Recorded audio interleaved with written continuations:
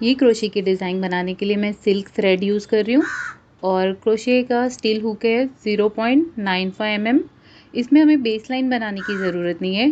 Directly right side of the fabric पे यहाँ पर हम थ्रेड को अटैच करके डिज़ाइन स्टार्ट करेंगे। स्लिप नॉट बनाते हुए थ्रेड को अटैच करेंगे इस तरह से। थ्रेड अटैच होने के बाद 3 चेन्स बनाएंगे, 1 2 3। डबल क्रोशे बनाएंगे थोड़े से डिस्टेंस पे।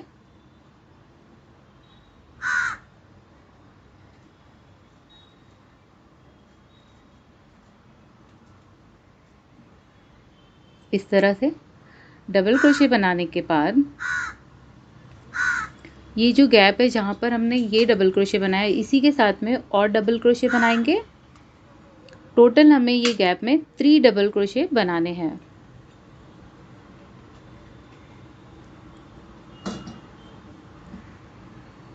टू सेम गैप में,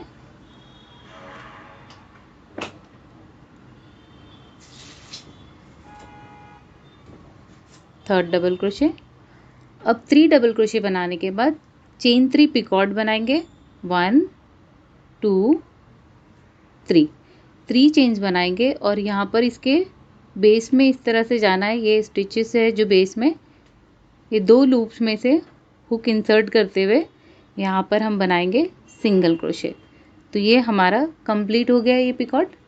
पिकॉट बनाने के बाद डायरेक्टली हमें ये जो गैप है यहाँ पर 3 चेन्स का, ये गैप के अंदर हम फिर से 3 डबल क्रोशे बनाएंगे।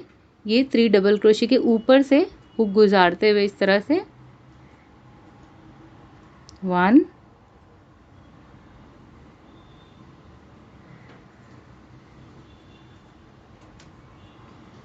2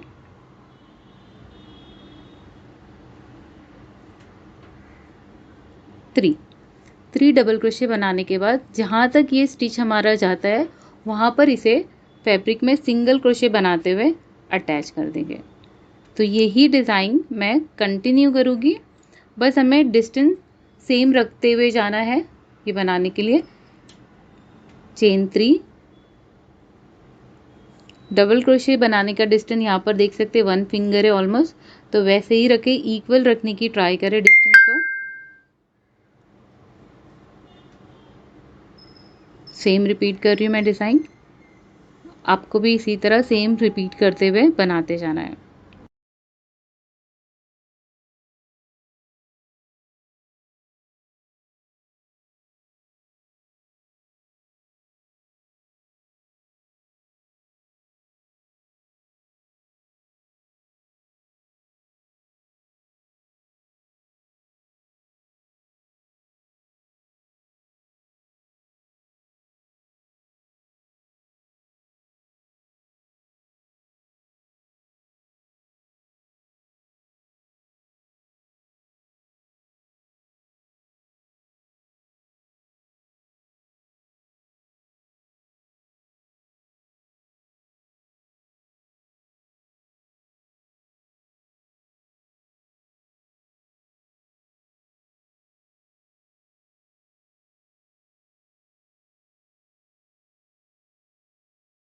तो इसी तरह ये डिज़ाइन को रिपीट करेंगे